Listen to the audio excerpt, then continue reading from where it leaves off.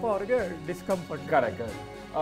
ಶುಭಾಂಶು ಸೇರಿ 4ವರನ್ನ ದಡಕ್ಕೆ ಕರೆತರುವಂತ ಪ್ರಕ್ರಿಯೆ ಸದ್ಯ ನಡೀತಾ ಇದೆ. ಡ್ರ್ಯಾಗನ್ ಕ್ಯಾಪ್ಸೂಲ್ ನಿಂದ ಅವರನ್ನ ಹೊರತರುವಂತ ಪ್ರಕ್ರಿಯೆ ನಡೆಯುತ್ತೆ. ಸೊ ಕ್ಯಾಲಿಫೋರ್ನಿಯಾದಲ್ಲಿ ಡ್ರ್ಯಾಗನ್ ನೌಕೆ ಈಗ ಸದ್ಯ ಲ್ಯಾಂಡ್ ಆಗಿದೆ, ಬಹಳ ಸೇಫ್ ಲ್ಯಾಂಡ್ ಆಗಿದೆ, ಅದಂತೂ ನಾವಿಲ್ಲಿ ಹೇಳ್ಬೋದು. ಏನು ಗೊಂದಲ ಆದಂಗಿಲ್ಲ ಕೊನೆ ಮೂಮೆಂಟ್ಸ್ ಅಲ್ಲಿ. ಈಗ ಅವರನ್ನ ಹೊರತರುವಂತ ಪ್ರಕ್ರಿಯೆಗಳಾಗಬೇಕಿದೆ. ಸೊ ಅವ್ರ ಆರೋಗ್ಯ ಹೇಗಿದೆ ಏನು ಎತ್ತ, ಆಮೇಲೆ ಈಗ ಗಿರೀಶ್ ಅವ್ರು ಹೇಳ್ತಾ ಇದ್ದ ಹಾಗೆ ಆ ಪ್ರೆಷರ್ ಕ್ರಿಯೇಟ್ ಹೇಗಾಗಿರುತ್ತಲ್ಲ, ಸೊ ಅದು 4 times ದ ನಾರ್ಮಲ್ ಗ್ರಾವಿಟಿ ಅನ್ನುವಂಥದ್ದು 4G ಅಥವಾ 3G ಅನ್ನುವಂಥದ್ದು ಹಂತವಾಗಿ ಅವ್ರು ಹೇಳಿದ್ರಲ್ಲ, ಅವ್ರೊಂದು 50 kg ತೂಕ ಇದ್ರೆ ಅವ್ರ ಎದೆ ಮೇಲೆ ಒಂದು 200 kg ತೂಕದ ರೀತಿಯಾಗಿ ಆ ಸಂದರ್ಭದಲ್ಲಿ ಅನುಭವ ಆಗುತ್ತೆ ಅಂತ ಹೇಳ್ಕೊಂಡು. ಸೊ ಹಾಗಾಗಿ ಅವ್ರ ಆರೋಗ್ಯ ಹೇಗಿದೆ ಏನು ಎತ್ತ ಅನ್ನುವಂಥದ್ದು ಈ ಕೊನೆಯ ಸಂದರ್ಭದಲ್ಲಿ ಒಂದು ಖಾತ್ರಿ ಪಡಿಸ್ಕೊಳ್ಳುವಂತ ಕಾರ್ಯಗಳಿಗೆಲ್ಲ ನಡೆಯುತ್ತೆ. ಕ್ಯಾಪ್ಸೂಲ್ ಅನ್ನ ಈಗ ಸೀದಾ ದಡಕ್ ತರುವಂತ ಪ್ರಕ್ರಿಯೆ ಆಗ್ತಾ ಇದೆ. ಬಾಹ್ಯಾಕಾಶ ತಜ್ಞರಾಗಿರುವಂತಹ ಡಾಕ್ಟರ್ MS ಚಂದ್ರಶೇಖರ್ ಅವರು ಕೂಡ ನಮ್ಮ ಜೊತೆಗೆ ಜಾಯ್ನ್ ಆಗ್ತಾ ಇದ್ದಾರೆ. ಇನ್ಫ್ಯಾಕ್ಟ್ ಮೈಸೂರಿನಿಂದ ಅವ್ರು ಜಾಯ್ನ್ ಆಗ್ತಾ ಇರೋದು. ಸೊ ಚಂದ್ರಶೇಖರ್ ಸರ್, ಈ ಒಟ್ಟು ಪ್ರಕ್ರಿಯೆ ನೀವು ನೋಡ್ತಾ ಇದ್ದೀರಾ, ಎಲ್ಲವೂ ಕೂಡ ಬಹುಶಃ ಇಲ್ಲಿ ನಾವು ಗಮನಿಸಿರೋ ಹಾಗೆ ಬಹಳ ಸೇಫ್ ಆದಂತ ರೀತಿಯಾಗಿ ಆಗ್ತಾ ಇದೆ ಅಂತ ಭಾಸವಾಗ್ತಾ ಇದೆ. Sir please. ನಿಜ ಸರ್, ನಮಗೂ ಕೂಡ ಸಂತೋಷ ಆಗ್ತಾ ಇದೆ, ತುಂಬ ಸಂತೋಷ ಆಗ್ತಾ ಇದೆ. ಇಷ್ಟೊತ್ತು ಸ್ವಲ್ಪ ಆತಂಕ ಇತ್ತು ಏನಾಗುತ್ತೋ ಅಂದ್ಕೊಂಡು, ಬಹಳ ಸೇಫ್ ಆಗಿ ತಲುಪಿದ್ದಾರೆ. ಈಗ ಬಹುಶಃ ಅವ್ರು ಹೆಲಿಕಾಪ್ಟರ್ ಮೂಲಕ ನಾಸಾದ ಕೇಂದ್ರಕ್ಕೆ ಅವ್ರನ್ನ ಕರ್ಕೊಂಡು ಹೋಗ್ತಾರೆ ಅನ್ಸುತ್ತೆ. ಓಕೆ. ಅದಾದಮೇಲೆ ಶ್ರೀ ಲಿಂಗಣ್ಣನವರು ಹೇಳ್ತಾ ಇದ್ದ ಹಾಗೆ ಅವ್ರನ್ನ 1 ವಾರದ ಕಾಲ ಕ್ವಾರಂಟೈನಲ್ಲಿ ಇಟ್ಟಿರ್ತಾರೆ. ಅದಾದಮೇಲೆ 1 ವಾರದ ನಂತರ ಭಾರತಕ್ಕೆ ಬರ್ತಾರೆ ಅಂತ ನಿರೀಕ್ಷೆ ಇದೆ. ಕರೆಕ್ಟ್. ಸರ್, ಈ ಒಟ್ಟು ಈ ಬಾರಿಯ ಶುಭಾಂಶು ಶುಕ್ಲಾ ಅವರ ಈ ಯಾನ ಇತ್ತಲ್ಲ, ಇದು ಭಾರತದ ಮಟ್ಟಿಗೆ ನಾವು ನೋಡಿದಂತ ಸಂದರ್ಭದಲ್ಲಿ ಹೇಗೊಂದು ಮೈಲಿಗಲ್ಲು ರೀತಿಯಾಗಿ ಅನ್ಸುತ್ತೆ ಸರ್? ಅತ್ಯಂತ ಹೆಮ್ಮೆಯ ಘಟನೆ ಸರ್ ಇದು. ಕರೆಕ್ಟ್. ಭಾರತದ 2ನೇ ಗಗನಯಾತ್ರಿ ಇವರು. ಹೌದು. ರಾಕೇಶ್ ಅವರ ನಂತರ ಇವರು ಬಹಳ ಅನೇಕ ವರ್ಷಗಳ ಗ್ಯಾಪ್ ನಂತರ ಮತ್ತೊಬ್ಬರಿಗೆ ಅವಕಾಶ ಸಿಕ್ಕಿದೆ. ಇದು ನಮ್ಮ ದೇಶದ ಯುವ ಪೀಳಿಗೆಗೆ ಒಂದು ಪ್ರೋತ್ಸಾಹವನ್ನ ಕೊಡುತ್ತೆ ಅಂತ ನಾನು ಅಂದ್ಕೊಂಡಿದ್ದೀನಿ. ಈ ಒಂದು ಈಗ ಸೈನ್ಸು ಇಂಜಿನಿಯರಿಂಗ್ ಓದ್ತಾ ಇರೋ ವಿದ್ಯಾರ್ಥಿಗಳಲ್ಲಿ ಒಂದು ದೊಡ್ಡ ಮೋಟಿವೇಶನ್ ಇದು ಕೊಡುತ್ತೆ. ಇಂಟರ್ನ್ಯಾಷನಲ್ ಸ್ಟೇಷನ್ಗೆ ಹೋಗಿರೋದಂತ ದೊಡ್ಡ ಘಟನೆ. ಅದೇ ರೀತಿ ನಮ್ಮ ಯುವ ಸಮೂಹ ಅನೇಕ ಅಂತಾರಾಷ್ಟ್ರೀಯ ವೈಜ್ಞಾನಿಕ ಕಾರ್ಯಕ್ರಮಗಳಲ್ಲಿ ಭಾಗವಹಿಸೋದಕ್ಕೆ ಇದೊಂದು ಮೋಟಿವೇಶನ್ ಕೊಡುತ್ತೆ ಅಂತ ನಾನು ಅಂದ್ಕೊಂಡಿದ್ದೀನಿ. ಕರೆಕ್ಟ್. ಸರ್, ಮಾತನಾಡ್ತೀನಿ ನಿಮ್ ಜೊತೆಗೆ. ಗಿರೀಶ್ ಸರ್, ಈಗೀಗ ಒಬ್ಬ ವ್ಯಕ್ತಿ ಅಲ್ಲಿ ಹೋಗಿದ್ದಾರೆ, ಆ ಕ್ಯಾಪ್ಸೂಲ್ ಮೇಲೆ ಇದ್ದಾರೆ, ಅವ್ರು ಹೋಗಿ ಈಗ ಮೋಸ್ಟ್ಲಿ ಆ ಡೋರ್ ಓಪನ್ ಮತ್ತೊಂದು ಅದನ್ನ ಮಾಡ್ತಾರೆ ಅಥವಾ ಕ್ಯಾಪ್ಸೂಲ್ ನೇರವಾಗಿ ಕ್ಯಾಪ್ಸೂಲ್ ನ ತಕ್ಷಣ ಡೋರ್ ಓಪನ್ ಮಾಡಕ್ಕಾಗಲ್ಲ. ನೀವು ತಗೊಂಬಂದು ಕೋಸ್ಟಿಗೆ ತಗೊಂಬಂದು ಆ ಶಿಪ್ ಮೇಲೆ ನಿಧಾನಕ್ಕೆ ಡೋರ್ ಓಪನ್ ಅದು ಚೆಕ್ ಮಾಡ್ತಾರೆ. ನಾನು ಹೇಳೋದನ್ನೆಲ್ಲ ಇನ್ಸ್ಪೆಕ್ಟ್ ಮಾಡ್ತಾರೆ ಅಂತ. ಇನ್ಸ್ಪೆಕ್ಟ್ ಮಾಡಿ ಡ್ಯಾಮೇಜಸ್ಸು, ಲೆಫ್ಟ್ ಓವರ್ ಫ್ಯೂಯಲ್ಸು ಏನಾದ್ರು ಇದೆಯಾ ಅದನ್ನೆಲ್ಲ ಚೆಕ್ ಮಾಡಿ ಆಮೇಲೆ ಆಯಿಸ್ಟ್ ಹಾಕಿ ಅದನ್ನು ಇನ್ನೊಂದು ಶಿಪ್ ಮೇಲೆ ಇಟ್ಟು ಅದನ್ನು ದಡಕ್ಕೆ ಕರ್ಕೊಂಡು ತಗೊಂಡೋಗ್ತಾರೆ. ಈ ಡೋರ್ ಓಪನ್ ಮಾಡೋ ಪ್ರಕ್ರಿಯೆ ಎಲ್ಲಿ ಮಾಡ್ತಾರೆ ಸರ್? ಅದು ಶಿಪ್ ಮೇಲೆ ಡೋರ್ ಓಪನ್ ಮಾಡ್ತಾರೆ, ನಿಧಾನಕ್ಕೆ ಡೋರ್ ಓಪನ್ ಮಾಡ್ತಾರೆ.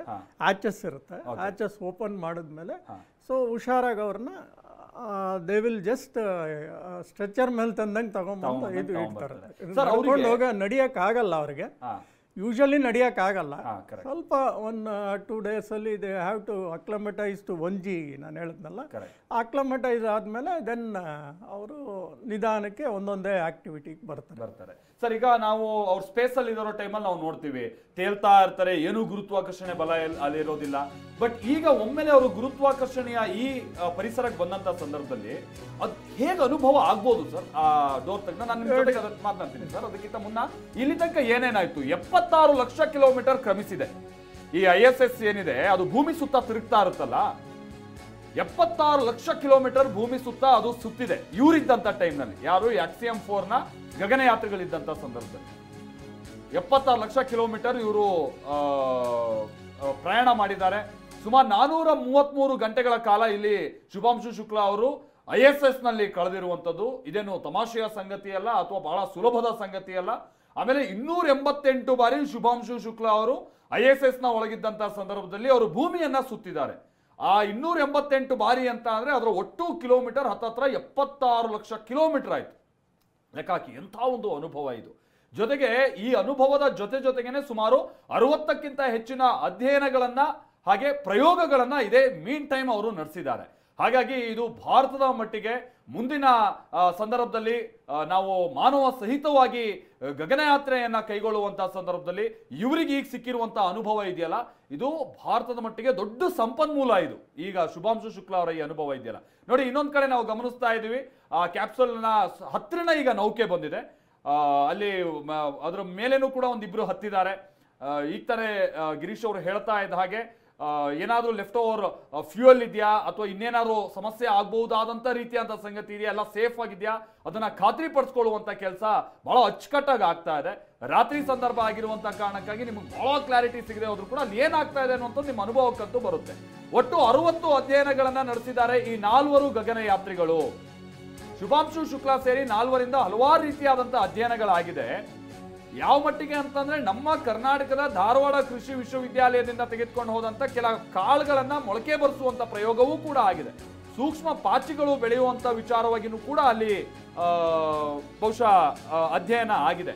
ಮಾಂಸಖಂಡ ಬೆಳವಣಿಗೆ, ಮೂಳೆ ಆರೋಗ್ಯ, ಅಂದ್ರೆ ಸ್ಪೇಸ್ ನಲ್ಲಿ ಇದ್ದಂತ ಸಂದರ್ಭದಲ್ಲಿ ಅದರಲ್ಲಿ ಯಾವ ರೀತಿಯಂತ ಬದಲಾವಣೆಗಳಾಗುತ್ತೆ, ಮಾಂಸಖಂಡಗಳಿಗೆ ಸಂಬಂಧಪಟ್ಟಾಗೆ, ಮೂಳೆಗಳ ಆರೋಗ್ಯಕ್ಕೆ ಸಂಬಂಧಪಟ್ಟಾಗೆ ಅದೆಲ್ಲವನ್ನೂ ಕೂಲಂಕುಷವಾಗಿ ಅಧ್ಯಯನ ಮಾಡುವಂತ ಪ್ರಕ್ರಿಯೆ ನಡೆದಿದೆ.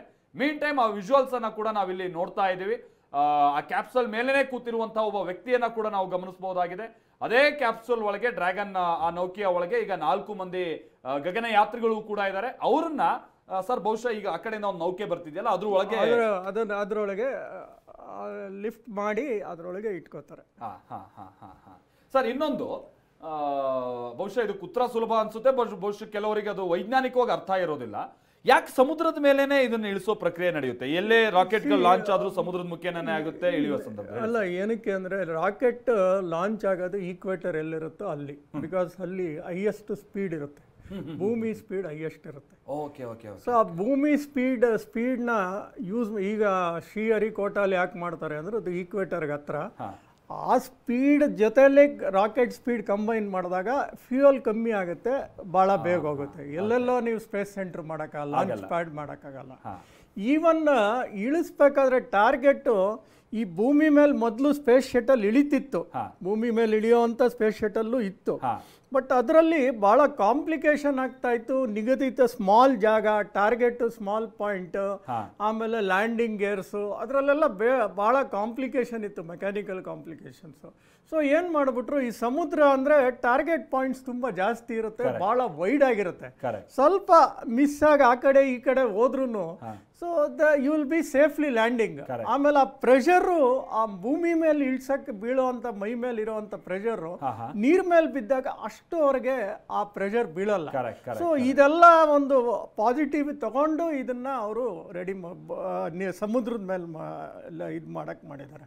ಆಮೇಲೆ ನೆಕ್ಸ್ಟ್ ನಿಮ್ಗೆ ಹೇಳ್ತೀನಿ ಯಾಕೆ 22 ಗಂಟೆ ತಗೊಳುತ್ತೆ 400 ಕಿಲೋಮೀಟರ್ ಬರೋದು ಅಂತ. ನೆಕ್ಸ್ಟ್ ನೀವು ಇದು ಮುಗಿದ್ಮೇಲೆ ನಾನು ಹೇಳ್ತೀನಿ. ಸರ್ ಈಗ ಅಲ್ಲಿ ಒಂದು ಬೇಸ್ ಅನ್ನ ನಾವು ನೋಡ್ತಾ ಇದೀವಿ ಆ ನೌಕೆಯಲ್ಲಿ. ಬಹುಶಃ ಆ ಬೇಸ್ ಮೇಲೆನೆ ಈಗ ಬೇಸ್ ಮೇಲೆ ಇಡ್ತಾರೆ, ಕ್ಯಾಪ್ಸೂಲ್ ನ ಇಡ್ತಾರೆ. ಸೊ ಅದಕ್ಕೆ ಸಂಬಂಧಪಟ್ಟ ಹಾಗೆ ನಾವು ವಿಜುವಲ್ಸ್ ಅನ್ನ ನೋಡಿ. ಆ ಬೇಸ್ ಮೇಲೆ ಅದೇ ನೆಸ್ಟ್ ಅಂತಾರೆ, ಅದಕ್ಕೆ ನೆಸ್ಟ್ ಅಂತಾರೆ, ಅದ್ರ ಮೇಲೆ ಇಡ್ತಾರೆ ಈಗ ಕ್ಯಾಪ್ಸೂಲ್. ಸೊ ಅದು ಶೇಕ್ ಆಗೋದಾಗ್ಲಿ ಮತ್ತೊಂದಾಗ್ಲಿ ಸೇಫ್ ಆಗಿ ಕರ್ಕೊಂಡು ಹೋಗ್ತಾರೆ. Correct sir. ಈಗ ಈ ಎಲಾನ್ ಮಸ್ಕ್ ಅವರ ಸ್ಪೇಸ್ ಎಕ್ಸ್ ಬಂದಂತ ನಂತರದಲ್ಲಿ ಈ ರೀತಿಯಂತ ಸೇಫ್ ಲ್ಯಾಂಡಿಂಗ್ ಅಥವಾ ಬಾಹ್ಯಾಕಾಶ ಯಾತ್ರೆ ಇದರಲ್ಲಿ ಯಾವ ರೀತಿಯಾಗಿ ಅನುಕೂಲಗಳಾಗಿದೆ, ಅದಾದ ನಂತರ ಯಾವ ರೀತಿಯಾಗಿ ಇನೋವೇಟಿವ್ ಆಗಿ ಇದು ಆಗ್ತಾ ಇದೆ ಸರ್? ಮುಂಚೆ ಇಸ್ರೋ ಮತ್ತೊಂದು ಅದಕ್ಕಿಂತ ಈಗ ಪ್ರೈವೇಟ್ ಇನ್ನು ನಾವು ಮಾಡಿಲ್ಲ, ಮಾಡಿರೋದು 3ನೇ. ಹೌದು. ಸೊ ಫಸ್ಟ್ ನಾಸಾ ಅವ್ರದ್ದಿತ್ತು, ಬಟ್ ಅಫ್ಕೋರ್ಸ್ ಅದು ಸ್ವಲ್ಪ ದಿವಸ ಆಗಿ ಮತ್ತೆ ಅದನ್ನ ಅವ್ರು ಡಿಸ್ಕಂಟಿನ್ಯೂ ಮಾಡಿದ್ರು ನಾಸಾದವರು. ಆ ನಾಸಾ ಡಿಸ್ಕಂಟಿನ್ಯೂ ಮಾಡಿ ಪ್ರೈವೇಟ್ ಪ್ಲೇಯರ್ ಇವ್ರು ಬಂದ್ರು, ಯಾರು ಸ್ಪೇಸ್ ಎಕ್ಸ್. ಇವ್ರು ಒಬ್ಬರೇ ಇದರಲ್ಲಿ ಏನಂದ್ರೆ ಯಾರು ಕಾಂಪಿಟೇಷನ್ ಇಲ್ದಂಗೆ ಆಗೋಯ್ತು. ಅದಕ್ಕೆ ಬೋಯಿಂಗ್ ರೆಡಿ ಮಾಡ್ಕೊಂಡ್ರು. But Boeing was not successful partially. But ಇನ್ನು ಅವ್ರು ಬಿಡಲ್ಲ, ಮತ್ತೆ ಇನ್ನು ಟ್ರೈ ಮಾಡ್ತಾನೆ ಇರ್ತಾರೆ ಬೋಯಿಂಗ್ ಅವರು. ಇಲ್ಲ ಅಂದ್ರೆ ಸ್ಪೇಸ್ ಎಕ್ಸ್ದೇ ಡಾಮಿನೆನ್ಸ್ ಆಗುತ್ತೆ. ಯಾವಾಗ ಎಲಾನ್ ಮಸ್ಕ್ ತಲೆ ಕಟ್ಟಿ ಟ್ರಂಪ್ ತಲೆ ಕಟ್ಟಿ ನಾನು ಮಾಡಲ್ಲ ನಾಳೆಯಿಂದ ಅಂದ್ರೆ ಅದು ನಿಂತೋದಂಗೆ ಆಗ್ಬಿಡುತ್ತೆ. ಇದು ಬಿಟ್ರೆ ಸೋಯಿಸ್ ಅಂತ ಒಂದು ರಷ್ಯಾದವ್ರದ್ದು ಬರ್ತಾ ಇರುತ್ತೆ, ಬಟ್ ಅದು 3 ಅವರಲ್ಲೇ ಬಂದ್ಬಿಡುತ್ತೆ. ಈ ತರ 22 ಅವರ್ ತಗೊಳ್ಳಲ್ಲ ಅದು.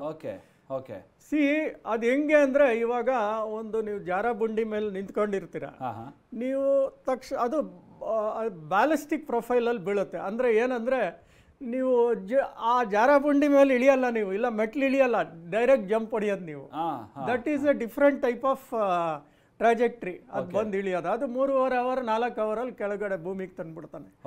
ಬಟ್ ಇದು ಹಂಗಲ್ಲ, ಸೇಫ್ ಆಗಿ ಜಾರಬಂಡಿ ಮೇಲೆ ಬಂದಂಗೆ ನೀವು, ಅದು ನಿಧಾನಕ್ಕೆ ಮೆಟ್ಲು ಇಳ್ಕೊಂಡು ಬಂದಂಗೆ. So you will be very safe landing.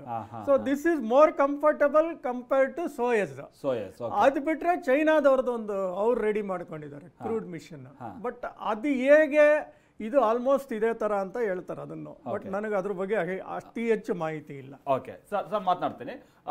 Chandrashekhar ಅವರು ಕೂಡ ನಮ್ಮ ಜೊತೆಗೆ ಹಾಗೆ ಸಂಪರ್ಕದಲ್ಲಿದ್ದಾರೆ. ಚಂದ್ರಶೇಖರ್ ಅವರೇ, ಈ ವಿಜುವಲ್ಸ್ ನೀವು ಬಹುಶಃ ಅಲ್ಲಿ ಗಮನಿಸ್ತಾ ಇರ್ಬೋದು. ಆ ಕ್ಯಾಪ್ಸಲ್ನ ಈಗ ನೌಕೆ ಒಳಗೆ ತಂದು ಸೇರಿಸುವಂತ ಪ್ರಕ್ರಿಯೆಗಳು ನಡೀತಾ ಇದೆ. ಸೊ ಅವರ ಸೇಫ್ಟಿ ಇದೆಲ್ಲ ಖಾತ್ರಿ ಪಡಿಸ್ಕೊಳ್ಳುವಂತ ಪ್ರಕ್ರಿಯೆಗಳು ಹೇಗೆ ನಡೆಯುತ್ತೆ? ಮುಂದಿನ 7 ದಿನಗಳ ಕಾಲದ ಕ್ವಾರಂಟೈನ್ ನ ಸಂದರ್ಭದಲ್ಲಿ ಇವರಿಗೆ ಭೂಮಿಯ ವಾತಾವರಣಕ್ಕೆ ಒಗ್ಗಿಕೊಳ್ಳುವಂತ ನಿಟ್ಟಿನ ತರಬೇತಿಗಳು ಅಥವಾ ಆ ಪ್ರಕ್ರಿಯೆ ಹೇಗಿರುತ್ತೆ ಸರ್?